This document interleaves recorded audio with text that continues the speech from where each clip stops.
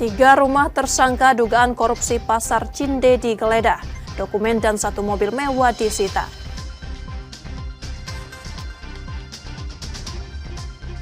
Debarkasi Palembang rampung, pemantauan jemaah yang belum kembali tetap dilakukan.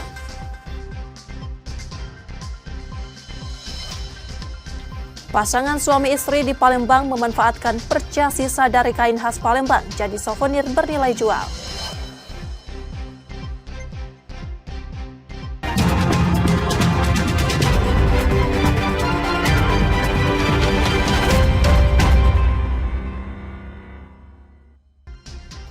Selamat pagi saudara, apa kabar Anda hari ini? Seperti biasa, kami akan membuka hari Anda dengan sejumlah laporan menarik dari Sumatera Selatan dan daerah lain di Sumatera bagian selatan. Selain berita utama tadi, masih ada informasi-informasi menarik lainnya yang akan kami sampaikan. Bersama saya, Rizka Selviana, inilah Kompas Sumbaksel selengkapnya di Kompas TV Independen, terpercaya.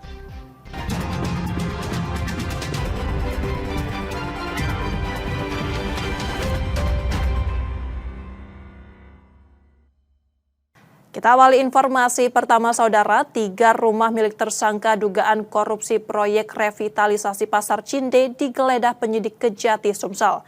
Dari penggeledahan itu disita sejumlah berkas dan 1 unit mobil yang diduga terkait perkara.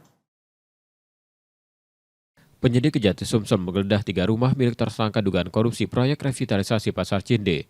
Penggeledahan dilakukan di rumah milik mantan Wali Kota Palembang Haji di Jalan Alam Syaratu Prawira Negara, rumah tersangka RY di Jalan Angkatan 66, serta rumah EH di Jalan Gajah Kedamaian Permai Palembang. Dari rumah RY, penyidik menyita sejumlah berkas dan 1 unit mobil yang diduga berkaitan dengan perkara. Dari hasil penggeledahan pada 3 lokasi tersebut, kemudian dilakukan penyitaan terhadap sejumlah data yaitu berupa dokumen maupun surat, serta 1 unit mobil Pajero warna putih yang dianggap perlu dan berkaitan dengan perkara dugaan tindak pidana korupsi perkara Pasar Cinde. Dalam proses pemeriksaan, Haji diduga menerima dana bea perolehan hak atas tanah dan bangunan senilai 1,1 miliar rupiah. Yudi Kiswanto, Kompas TV, Palembang, Sumatera Selatan. Sementara itu, penyidik Kejati Sumsel juga menggeledah rumah mantan Gubernur Sumsel AN setelah ia ditetapkan sebagai tersangka dalam kasus dugaan korupsi revitalisasi Pasar Cinde. Dari penggeledahan itu, penyidik menyita sejumlah dokumen yang berkaitan dengan perkara. Setelah menggeledah rumah AN di Jalan Merdeka Palembang selama 4 jam, penyidik Pitsus Kejati Sumsel membawa sebuah koper berisi dokumen yang diduga terkait dugaan korupsi revitalisasi Pasar Cinde. Selain koper, penyidik juga menyita sejumlah data dari kediaman mantan Gubernur Sumsel itu usai penetapannya sebagai tersangka. Seluruh barang kini tengah dianalisis untuk memperkuat konstruksi hukum dan mengusut kemungkinan tersangka baru dalam kasus tersebut. Pada rumah milik tersangka AN, yang mana AN ini merupakan mantan Gubernur Provinsi Sumatera Selatan yang beralamat di Jalan Merdeka, Kota Palembang. Bahwa dari hasil penggeledahan pada rumah tersangka AN, itu kemudian dilakukan penyitaan terhadap beberapa data, dokumen maupun surat yang dianggap perlu dan berkaitan dengan dugaan perkara dimaksud. Kemudian kegiatan penggeledahan ini kita informasikan bahwa berjalan dengan aman, tertib dan kondusif. Sebelumnya Kejati Sumsel telah menetapkan 5 tersangka dalam perkara ini, termasuk AN dan mantan Wali Kota Palembang Haji. Rizky Oktora, Muklas Diferensial, Kompas TV, Palembang, Sumatera Selatan. Setelah sempat mengubah identitas dan bersembunyi sebagai pedagang pecel lele, seorang pria di Palembang akhirnya diringkus polisi. Ia merupakan pelaku pembunuhan temannya pada 2020 lalu. Aksi itu dipicu rasa kesal karena korban tak kunjung membayar hutang sebesar Rp800.000.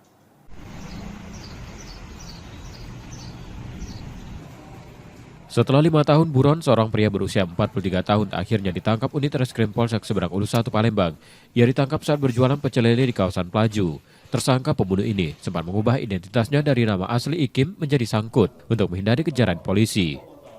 Ia hidup dalam pelarian sejak membunuh temannya pada 30 Agustus 2020 lalu. Peristiwa itu terjadi di Jalan Kiai Haji Wahid Hashim, Kelurahan 5 Ulu. Saat itu pelaku bersama seorang temannya menagih hutang sebesar Rp800.000 pada korban F. Namun karena merasa tersinggung dengan respons korban, tersangka yang telah membawa senjata tajam langsung melukai hingga korban tewas. Untuk pelaku diancam pasal 170 ayat 2 ketiga dengan ancaman hukuman selama 12 tahun dan pasal 351 ayat 3 ancaman hukuman 7 tahun kurungan. Korban sendiri ditusuk berapa kali sama? Untuk korban yang meninggal dunia 2 kali lukanya, menurut keterangan pelaku di punggung dan di paha. Usai kejadian, tersangka melarikan diri dan mengganti identitas untuk membuka usaha makanan kaki lima. Dari tersangka, polisi menyita pakaian. Anu utang piutang tidak sesuai dengan janji dia Maya. Utang apa tuh? Utang begadang motor. Janjinya berapa lama nak dilunasi itu? Janji 2 minggu. Tapi nyatanya udah 2 minggu tuh udah sampai habis dibayarnya. Jadi korban ini nggak ditemukan dengan kamu? Iya. Motor lah pun juga dia masih ada sangkutan 800 dengan. Motor dia lah kamu balik lagi? Iya, motor lah aku balik ke. Tapi duit kamu belum? Iya. Kini tersangka ditahan di Polsek Seberang Ulus 1 Palembang dan terancam hukuman di atas 4 tahun penjara. Yudi Kiswanto, Kompas TV, Palembang, Sumatera Selatan. Meski proses pemulangan jemaah haji melalui debarkasi Palembang telah berakhir, 7 jemaah asal Sumatera Selatan masih belum kembali dari Tanah Suci. Pihak panitia terus melakukan pemantauan hingga seluruh jemaah dipastikan pulang.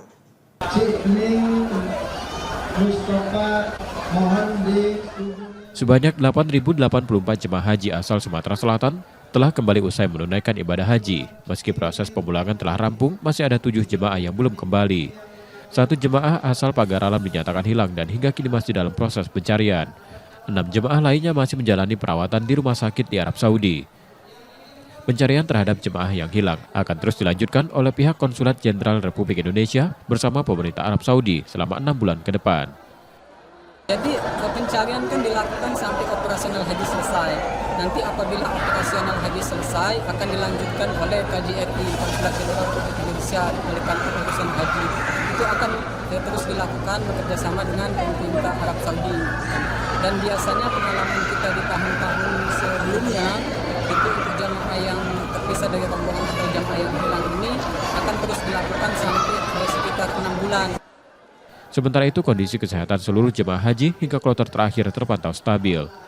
Tidak ditemukan penyakit serius seperti COVID-19, meski ada yang sempat menunjukkan gejala ringan. Seluruh jemaah tetap diimbau untuk menjalani karantina mandiri selama 21 hari di rumah. Jemaah yang perlu kita lakukan karantina ya, kita lakukan isolasi belum ada, alhamdulillah. Mudah-mudahan tidak ada. Nah, akan tetapi kemarin kami menemukan ada beberapa jemaah yang bergejala, kita lakukan pemeriksaan swab dan hasilnya negatif, tetapi tetap kita lakukan notifikasi ke kabupaten kota setempat untuk dilakukan pengawasan dalam 21 hari ke depan.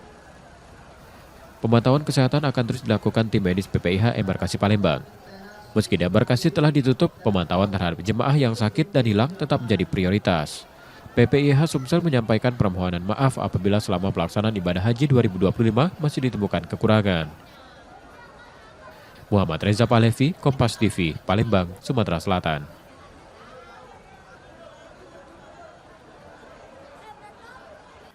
Kelompok terbang 22 yang merupakan kloter terakhir debarkasi Palembang tiba di Asrama Haji Sumatera Selatan. Dengan kepulangan kloter ini, 8.084 jemaah haji asal Sumatera Selatan telah kembali dari total 8.115 jemaah yang diberangkatkan melalui embarkasi ini. Kopi dan teh hangat ada. Sebanyak 367 jemaah haji kloter terakhir debarkasi Palembang tiba di Asrama Haji Sumatera Selatan pada Kamis 10 Juli 2025. Rombongan ini terdiri dari 353 jemaah asal kota Palembang dan 14 jemaah asal Bangka Belitung.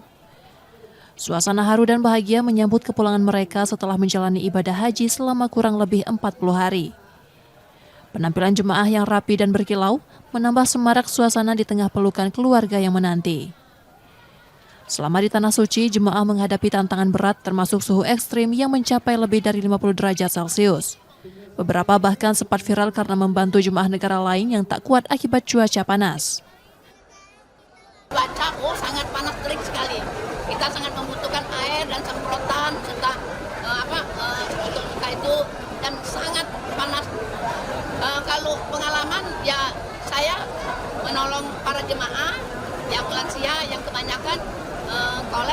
kepanasan. Jadi kita menyiramkan muka mereka dengan air. Gitu. Udah dari tadi neneknya ngasih nenek naik bis nomor 4. Pas sampai di pintu mereka udah pada nunggu di sini dengan neneknya turun lari perut cucunya. Banyak jemaah menyampaikan harapan agar anggota keluarga mereka juga mendapat kesempatan menunaikan ibadah haji di masa mendatang. Alhamdulillah, syukur alhamdulillah senang di sana juga senang di sini. Yang PT Indonesia alhamdulillah senang sekali. Sama Bapak. Sama suami Bu ya, berdua Bu ya. Ya. Alhamdulillah kembali berdua Bu ya. Ya alhamdulillah semuanya lancar.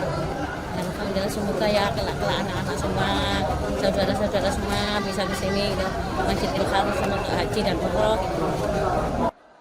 Meskipun masih ditemukan beberapa kekurangan teknis, secara keseluruhan pelaksanaan ibadah haji melalui embarkasi Palembang tahun ini berjalan lancar. Evaluasi tetap diharapkan dilakukan demi penyelenggaraan haji yang lebih baik ke depan. Muhammad Reza Pahlevi, Kompas TV, Palembang, Sumatera Selatan. Setelah jeda, saudara, kami masih akan kembali dengan informasi dan sorotan menarik lainnya. Tetaplah di Kompas Sumbaksel.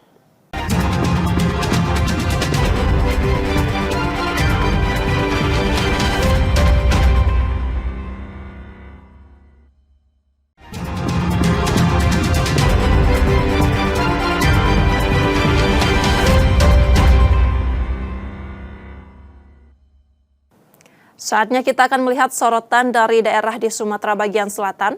Berikut laporan dari Bengkulu, Jambi, Lampung, dan Bangka Belitung.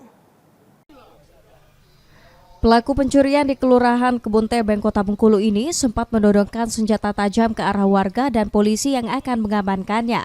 Usai kepergok melakukan penodongan terhadap warga. Namun aksinya langsung digagalkan polisi. Pelaku yang diketahui bernama Jimmy Maulana ini bahkan sempat menjadi bulan-bulanan warga yang kesal dengan aksinya. Dari hasil pemeriksaan polisi, pelaku yang baru sepekan bebas dari penjara nekat melakukan pencurian di sebuah kontrakan dengan cara menodongkan senjata tajam ke arah korban. Saat akan kabur, aksinya diketahui warga sekitar hingga pelaku tak bisa berbuat banyak. Kalau untuk modusnya si pelaku ini untuk menguasai barang si korban. Namun karena pada saat beraksi diketahui oleh warga sekitar dan pada saat itu si tersangka ini menggunakan atau membawa sebilah senjata sehingga mengancam warga sekitar termasuk si korban diancam dengan senjata yang dibawa parah. Itu katanya residivis apa? Iya benar, residivis, yang bersangkutan residivis. Akibat perbuatannya, pelaku kini harus kembali mendekam di penjara dan terancam kurungan hingga 5 tahun. Bayazir Al-Rehan, Kompas TV Bengkulu. VK dan TH, dua remaja di Kota Bengkulu harus mendekam di balik jeruji besi Polsek Ratu Samban usai tertangkap tangan melakukan pencurian. Keduanya terpergok penjaga malam di Jalan Pariwisata Kota Bengkulu saat membuka kontainer milik pedagang minuman di waktu malam hari. Mirisnya, salah satu pelaku merupakan karyawan di tempat tersebut. Dengan memanfaatkan kondisi malam yang sepi, keduanya berusaha masuk ke dalam kontainer dan mengambil mesin minuman. Namun aksi mereka justru dipergoki oleh penjaga malam yang berpatroli. Kedua pelaku langsung diamankan dan diserahkan ke polisi. Yang alat press tag ya di belakang bin itu pelaku adalah salah satu pelaku itu merupakan karyawan di booth itu. Menurut keterangannya sekitar 5 bulan dia pelaku, tapi karena mungkin ekonomi atau kebutuhan dia dengan kawan itu mengambil alat press tersebut. Caranya dia hanya menarik.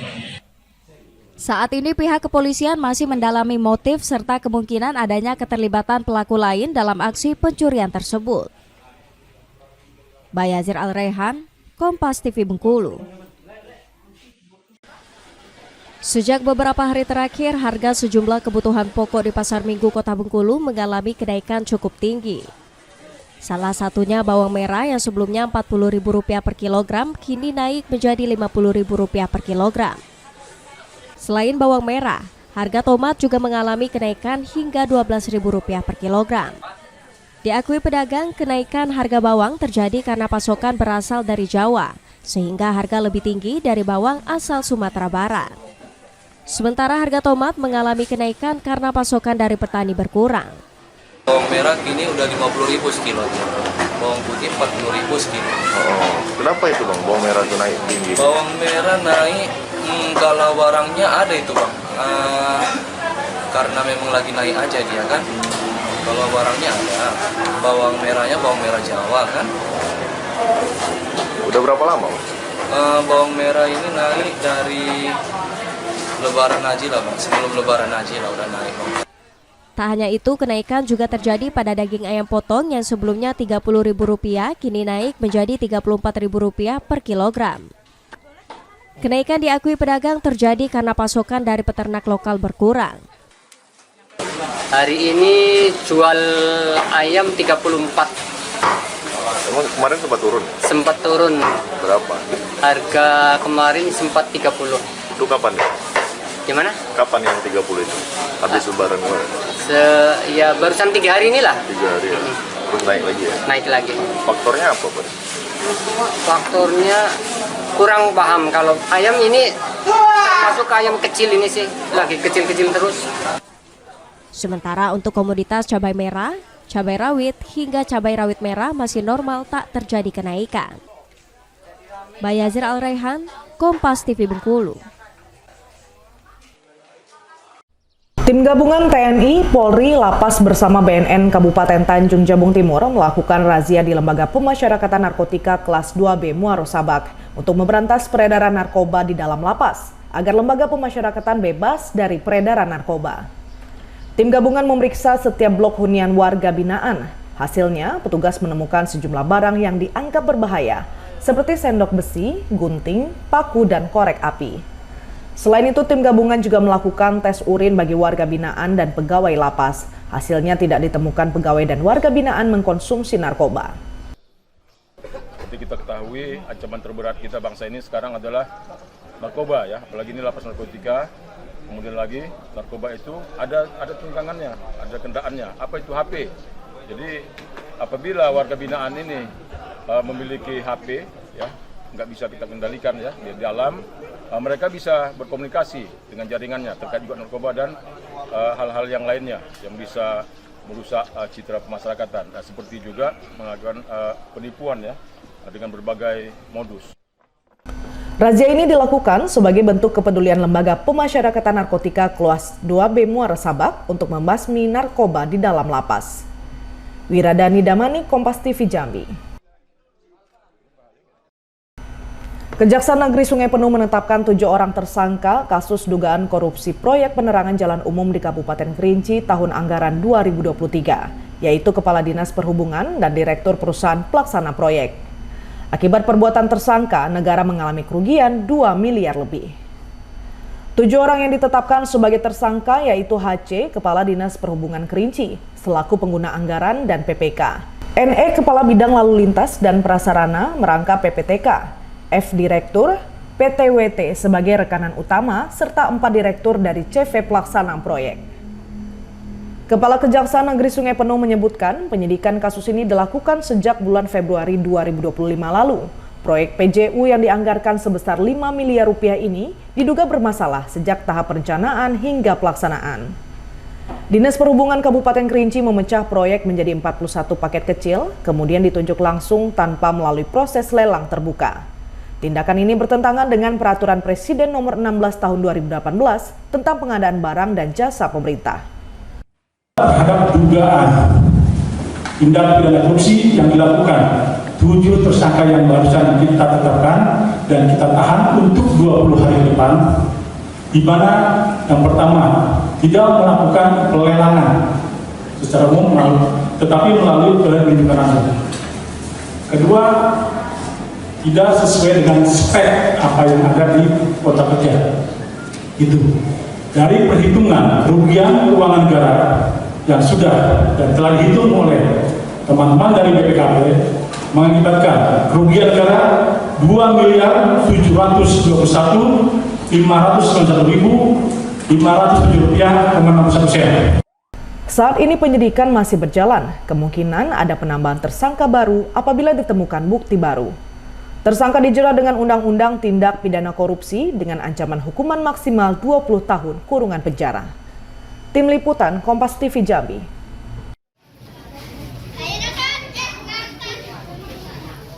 Menjelang tahun ajaran baru 2025-2026, para ibu di Kota Bandar Lampung mulai berburu kebutuhan sekolah bagi anak-anak mereka, khususnya pakaian seragam. Seperti yang terpantau di salah satu toko perlengkapan sekolah di Jalan Raden Intan, Tanjung Karang Barat, yang mulai ramai sejak sepekan terakhir. Kebanyakan dari warga membeli seragam sekolah mulai tingkat SD, SMP hingga SMA, serta kelengkapan lainnya seperti topi dasi, ikat pinggang, kaos kaki, hingga jilbab. Untuk harga sendiri masih relatif cukup terjangkau, yakni Rp150 hingga Rp200.000, tergantung dari ukuran pakaian seragam yang dipilih. Baju merah putih, pramuka, lengkap. Lengkap. Itu untuk SD. SD ya? Iya. Nah kalau untuk standar Ibu, ini ramai juga Ibu ya pengunjung yang lainnya. Alhamdulillah. Ini digunakan Buat anak. Buat anak. Ya. Kita kesini dengan siapa nih? Rombongan atau gimana? Dengan rombongan saudara. Saudara semua ya? Iya. Ada seragam SD, SMP, SMA, ASN, perlengkapan kantor ada. Alhamdulillah sih dari seminggu sebelum ini sudah mulai ada perkembangan, ada kelihatan orang belanja lah. Mungkin udah sampai 6-70% udah ada peningkatan.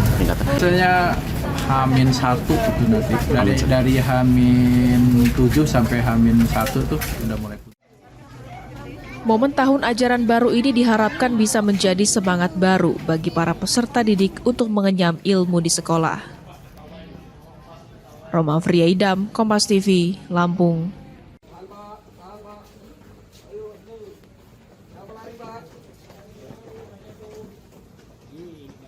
Empat orang pejabat Balai Wilayah Sungai atau BWS Kepulauan Bangka Belitung ditetapkan sebagai tersangka tindak pidana korupsi. Keempat tersangka tersebut ialah RS selaku Kepala Satuan Kerja Operasi dan Pemeliharaan Bangka Belitung, K selaku Kepala Satuan Kerja Operasi dan Pemeliharaan Bangka Belitung periode sebelumnya, MSA selaku pejabat pembuat komitmen OP 2 wilayah Belitung, dan OA juga selaku pejabat pembuat komitmen OP 2 wilayah Belitung. Mereka diduga melakukan tindak pidana korupsi dengan modus menunjuk perusahaan pelaksana yang hanya menerima biaya sebesar 3% dari nilai pencairan. Sedangkan sisa pengerjaan dilakukan sendiri oleh para tersangka. Terdapat 8 perusahaan terkait yang menerima biaya dari anggaran pemeliharaan sebesar 30,4 miliar rupiah.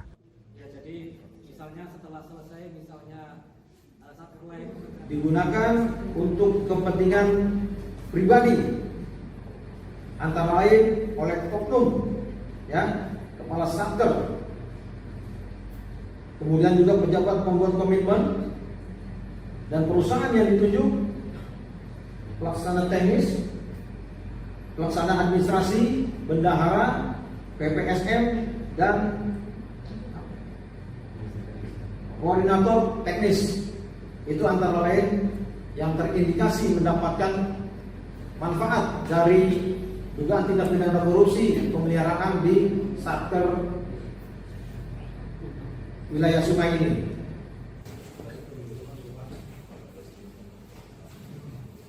Kini pelaku dibawa ke Lapas Kelas 2A Pangkal Pinang untuk ditahan sementara sebelum lanjut ke proses hukum yang selanjutnya. Nanda Ardiansah, Kompas TV, Pangkal Pinang, Kepulauan Bangka Belitung.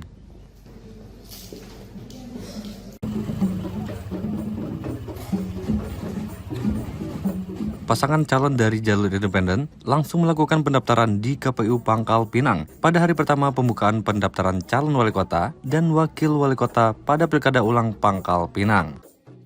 Usai mendaftar, pasangan bakal calon wali kota dan wakil wali kota ini mengungkapkan keinginan dan harapan masyarakat yang mereka bawa untuk membangun Pangkal Pinang. Beberapa fokus yang menjadi perhatian mereka yakni ekonomi daerah, peningkatan kualitas pendidikan, serta penyelesaian berbagai masalah lingkungan. Bersama pasangan Merdeka, ya visi misi kami itu adalah visi misi dari masyarakat. dari rakyat. Pada saat dia menitipkan harapan-harapannya, itulah yang kami jadikan visi misi kami untuk membangun Pangkal Pinang ke depan. Ya, tentunya kami ingin melanjutkan Pangkal Pinang sebagai kota berarti, bersih, aman, rapi, tertib, indah. Seperti itu. Dari berbagai persoalan yang ada di Pangkal Pinang, apa yang harus segera diselesaikan? Kompleks. Pertama masalah ekonomi, ya. Bagaimana masalah ekonomi hari ini, daya beli kita menurun, ya, pendapatan kita tidak meningkat, lapangan pekerjaan, masalah pendidikan, masalah banjir, masalah perkotaan, semuanya ini akan menjadi tugas kami. Pendaftaran ini yang mana di tanggal 26 Juni sampai tanggal 28 Juni 2025. Guna pemberkasan tadi yang disampaikan oleh bakal pasangan calon Eka Mulia dan Ibu Ratminda tadi dilakukan oleh verifikasi, ya, melakukan verifikasi. Nah, adapun nanti kurang pemberkasan atau kesalahan pemberkasan bisa diperbaiki di 2 hari setelah pendaftaran ditutup.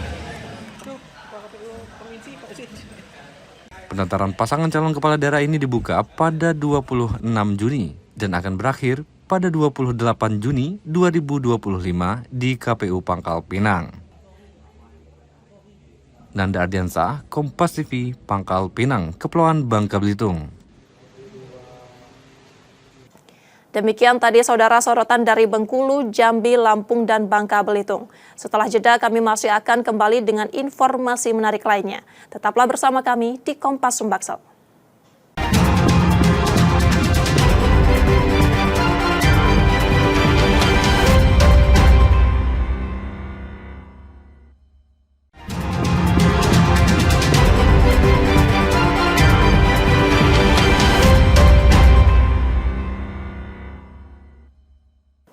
Rizka Silviana masih menemani Anda di Kompas Sumbaksel, saudara. Diduga karena berebut tempat mangkal, seorang sopir angkot di Palembang, Sumatera Selatan menjadi korban penganiayaan sopir angkot lainnya. Peristiwa itu mengakibatkan korban mengalami luka di bagian wajah. Syarif, pengemudi angkot jurusan Ampera Kertapati, melaporkan dugaan penganiayaan yang dialaminya ke Polrestabes Palembang. Penganiayaan dilakukan rekan sesama sopir angkot di kawasan Bundaran Air Mancur. Saat itu korban tengah duduk di dalam angkot milik rekannya. Pelaku kemudian meminta korban memindahkan kendaraan tersebut agar angkot miliknya mendapat penumpang. Permintaan itu ditolak korban hingga pelaku marah dan memukul wajah korban hingga mengalami lebam. Korban menduga pelaku kerap merebut tempat mangkal sopir lain dan sering membuat keributan di lokasi yang sama. Jadi bilangin, apa maksud kau tuh ngomong itu? Oh hebatnya, nah ini pukulnya kayak gini. Orang satu, nama itu aku udah tahu, cuma tahunya itu Arman kok. Ada mungkin ada yang lain mungkin dia tidak ngelapor lah. Kalau aku melapor langsung, kalau udah kejadian kayak gini, mau nggak mau aku minta pertolongan, gimana lagi kalau bukan dari pihak polisi. Ia pun berharap kepolisian segera menangkap pelaku karena meresahkan. Yudi Kiswanto, Kompas TV, Palembang, Sumatera Selatan. Tak sengaja memandang pengendara motor lain yang menggunakan knalpot tak standar. Seorang pemuda di Palembang, Sumatera Selatan menjadi korban penganiayaan dengan sajam. Saat melintas dengan sepeda motor, korban diserang orang tak dikenal hingga terjatuh.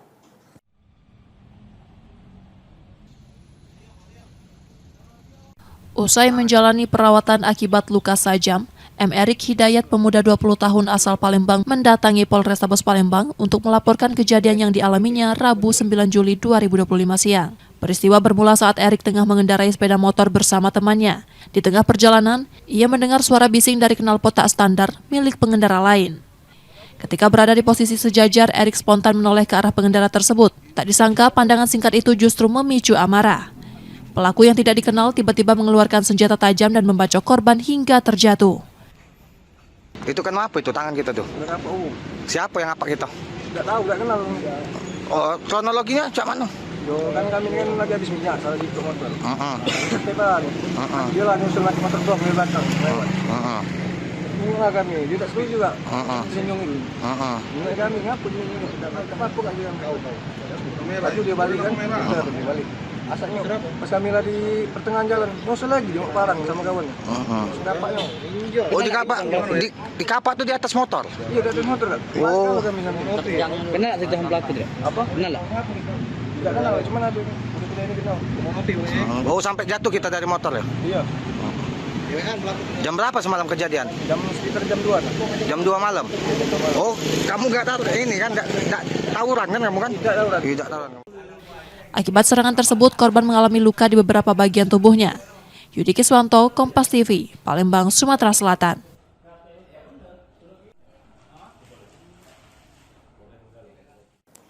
Diduga terjadi kecurangan dalam proses seleksi calon Paskibra Kota Palembang tahun 2025. Salah satu orang tua peserta seleksi melaporkan dugaan tersebut ke Rumah Aspirasi Kota Palembang dengan harapan masalah ini segera mendapat kejelasan.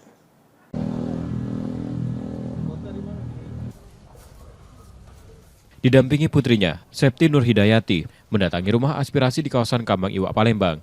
Ia melaporkan dugaan kecurangan dalam proses seleksi calon Paskibra Kota Palembang tahun 2025. Septi menyebut anaknya telah mengikuti seleksi hingga tahap ke-8, namun dinyatakan tidak lolos. Sementara itu, salah satu siswi lain yang disebut gugur pada tahap ke-5 justru diumumkan lolos pada pengumuman akhir. Kejanggalan inilah yang memunculkan dugaan adanya ketidakwajaran dalam proses seleksi. Dugaannya seperti ini, anak saya mengikuti seleksi Paskibraka dengan 8 tahapan dan anak saya mengikuti sampai akhir. Tapi anak saya menemukan dugaan kecurangan temannya yang sudah dinyatakan gugur di seleksi ke-5 yaitu parade. Tapi anak itu diumumkan sebagai yang lulus dalam seleksi Paskibraka tingkat Kota Palembang. Menanggapi laporan tersebut, Panitia Seleksi Paskibra Kota Palembang memberikan penjelasan. Menurut panitia, kedua siswi yang dimaksud berasal dari sekolah yang sama dan pada awalnya tidak ada yang dinyatakan lolos. Namun karena salah satu peserta terpilih mengundurkan diri, panitia meminta pihak sekolah mengusulkan nama pengganti. Nama yang direkomendasikan itulah yang kemudian dinyatakan lolos seleksi. Ini merupakan hasil dari keadilan kami. Keadilan kami bahwa sekolah-sekolah swasta yang belum terwakili tapi belum ada yang lulus, yaitu kami akan memberikan pemanggilan apabila ada yang mengundurkan diri atau yang seperti kami urus tadi sakit. Jadi sekolah-sekolah yang memang belum terwakili seperti SMA-SMA lain yang baik sekolah swasta yang lain, baik SMK yang belum mewakili itu dapat kami tampung untuk menjadi cadangan walaupun dia tesnya itu tidak lulus. Panitia menegaskan bahwa proses seleksi telah dilakukan secara ketat, transparan, dan adil. Nur Muhammad, Kompas TV, Palembang, Sumatera Selatan. Perca dari kain jumputan dan songket khas Palembang yang nyaris terbuang berubah menjadi sumber nafkah di tangan sepasang suami istri di kota ini. Mereka menghadirkan warisan budaya dalam bentuk tas, aksesori, hingga sarung bantal yang digemari pasar.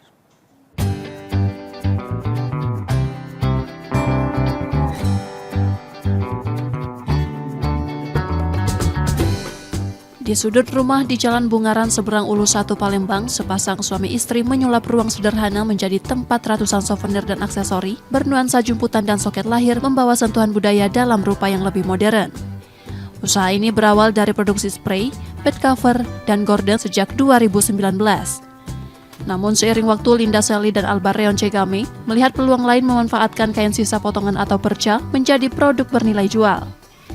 Dari perca kain jumputan, songket, katun, hingga gorden, mereka menciptakan beragam kerajinan seperti tas, sarung bantal, kursi, pouch kosmetik, dan aksesori lainnya. Harga produknya bervariasi, mulai dari Rp10.000 hingga Rp500.000. Dalam sebulan, pesanan dari berbagai instansi bisa mencapai 300 hingga 500 produk. Selain promosi lewat media sosial, mereka juga aktif mengikuti pameran dan bazar yang digelar dinas maupun lembaga lainnya. Meski produk serupa banyak bermunculan, mereka tetap percaya diri dengan keunikan desain dan kualitas buatan tangan. Linda merancang, Albar Reon mengeksekusi. Butuh waktu 2 hingga 3 jam untuk menyelesaikan satu produk karena tingkat kerumitannya. Di samping peluang, kami juga memanfaatkan sisa-sisa perca. Jadi kain besar yang kami buat ini, ada sisa-sisa perca, itu sayang sekali kalau dibuang. Jadi akhirnya kami jadikan sebuah produk yang bernilai jual. Agar tetap bertahan di tengah persaingan, mereka memperluas jaringan reseller dan menjaga mutu. Dicari tas yang benar-benar unik tapi masih mengandung unsur lokalnya gitu, ada unsur Palembangnya gitu. Jadi Setelah lihat apa nih, bagus ya? bagus banget. Jadi memang benar-benar homemade yang ori gitu loh, maksudnya nggak tiruan gitu loh Kak. Harapannya kain tradisional Palembang seperti jumputan dan songket tak hanya lestari, tetapi juga dikenal hingga mancanegara. Purwantoro, Kompas TV, Palembang, Sumatera Selatan.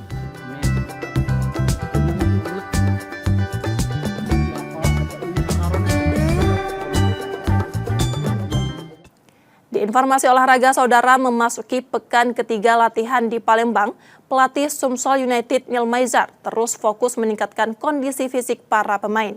Intensitas latihan ditingkatkan bertahap dan kebugaran skuad telah mencapai sekitar 80%.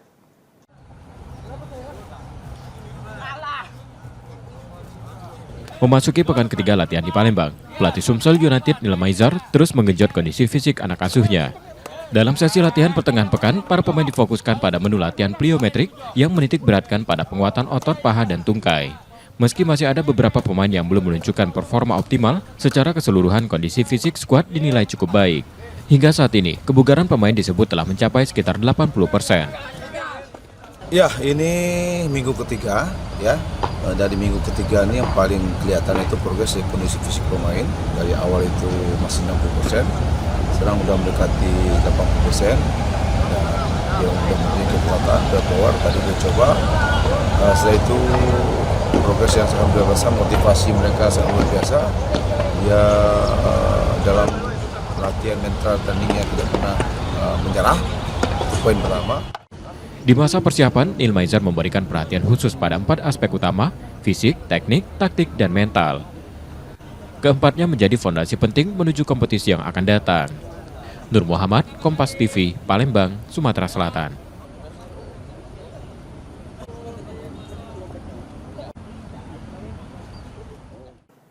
Kami jeda sejenak saudara, setelah itu kami masih akan kembali. Tetaplah bersama kami di Kompas Sumbaksel.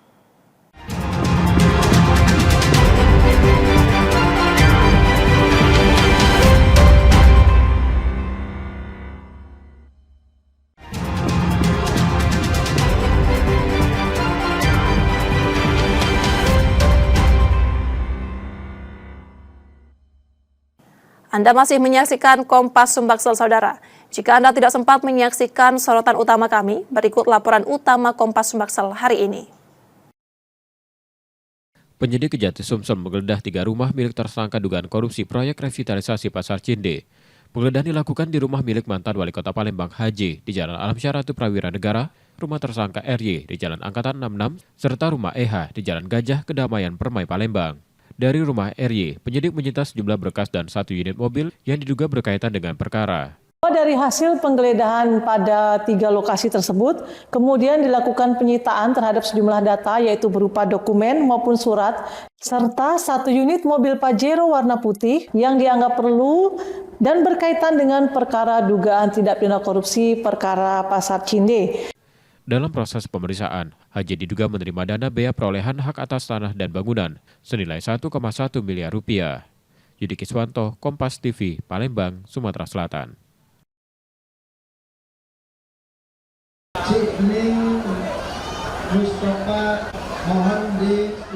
Sebanyak 8.084 jemaah haji asal Sumatera Selatan telah kembali usai menunaikan ibadah haji. Meski proses pemulangan telah rampung, masih ada 7 jemaah yang belum kembali. 1 jemaah asal Pagar Alam dinyatakan hilang dan hingga kini masih dalam proses pencarian. 6 jemaah lainnya masih menjalani perawatan di rumah sakit di Arab Saudi. Pencarian terhadap jemaah yang hilang akan terus dilanjutkan oleh pihak Konsulat Jenderal Republik Indonesia bersama pemerintah Arab Saudi selama 6 bulan ke depan. Jadi pencarian kan dilakukan sampai operasional haji selesai. Nanti apabila operasional haji selesai akan dilanjutkan oleh KJRI Konsulat Jenderal Republik Indonesia oleh kantor urusan haji. Itu akan terus dilakukan bekerjasama dengan pemerintah Arab Saudi. Dan biasanya pengalaman kita di tahun-tahun sebelumnya itu untuk jamaah yang terpisah dari rombongan atau jamaah yang hilang ini akan terus dilakukan sampai sekitar 6 bulan. Sementara itu kondisi kesehatan seluruh jemaah haji hingga kloter terakhir terpantau stabil. Tidak ditemukan penyakit serius seperti COVID-19, meski ada yang sempat menunjukkan gejala ringan. Seluruh jemaah tetap diimbau untuk menjalani karantina mandiri selama 21 hari di rumah. Jemaah yang perlu kita lakukan karantina ya, kita lakukan isolasi belum ada, alhamdulillah. Mudah-mudahan tidak ada. Nah, akan tetapi kemarin kami menemukan ada beberapa jemaah yang bergejala, kita lakukan pemeriksaan swab dan hasilnya negatif, tetapi tetap kita lakukan notifikasi ke kabupaten kota setempat untuk dilakukan pengawasan dalam 21 hari ke depan. Pemantauan kesehatan akan terus dilakukan tim medis PPIH Embarkasi Palembang. Meski di embarkasi telah ditutup, pemantauan terhadap jemaah yang sakit dan hilang tetap menjadi prioritas. PPIH Sumsel menyampaikan permohonan maaf apabila selama pelaksanaan ibadah haji 2025 masih ditemukan kekurangan. Muhammad Reza Pahlevi, Kompas TV, Palembang, Sumatera Selatan.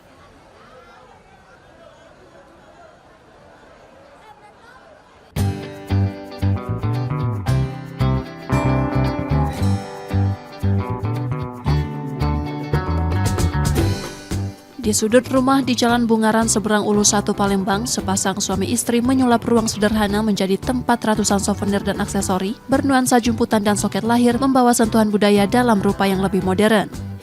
Usaha ini berawal dari produksi spray, bed cover, dan gorden sejak 2019. Namun seiring waktu, Linda Sally dan Albar Reon Cegame melihat peluang lain memanfaatkan kain sisa potongan atau perca menjadi produk bernilai jual. Dari perca kain jumputan, songket, katun hingga gorden, mereka menciptakan beragam kerajinan seperti tas, sarung bantal, kursi, pouch kosmetik, dan aksesori lainnya. Harga produknya bervariasi mulai dari Rp10.000 hingga Rp500.000.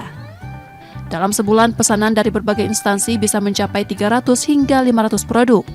Selain promosi lewat media sosial, mereka juga aktif mengikuti pameran dan bazar yang digelar dinas maupun lembaga lainnya.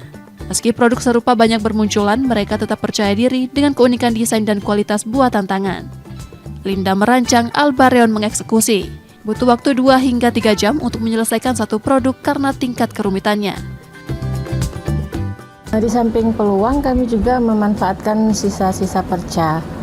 Jadi kain besar yang kami buat ini, ada sisa-sisa perca, itu sayang sekali kalau dibuang. Jadi akhirnya kami jadikan sebuah produk yang bernilai jual. Agar tetap bertahan di tengah persaingan, mereka memperluas jaringan reseller dan menjaga mutu.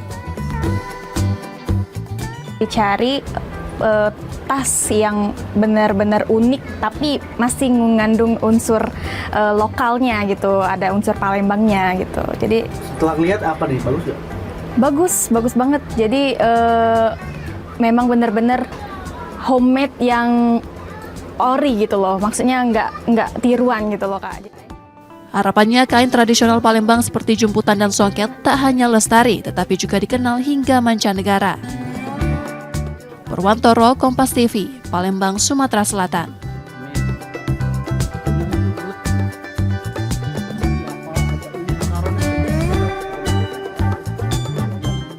Informasi tadi saudara menjadi akhir dari Kompas Sumbaksel hari ini. Tetap saksikan konten lokal di Kompas TV setiap hari, mulai pukul 4.30 hingga 7 pagi. Saudara, media adalah pilar yang menjaga keseimbangan informasi. Dengan menonton Kompas TV Palembang, Anda membantu memastikan media terus ada, menyajikan berita yang dapat dipercaya. Kembali kami mengingatkan bagi Anda yang ingin berbagi informasi atau kritik dan saran, dapat mengakses media sosial kami di @KompasTV_Palembang. Akhirnya saya Rizka Silviana pamit, tetaplah menyaksikan Kompas TV, independen terpercaya. Terima kasih sudah menonton, selamat berakhir pekan dan sampai jumpa.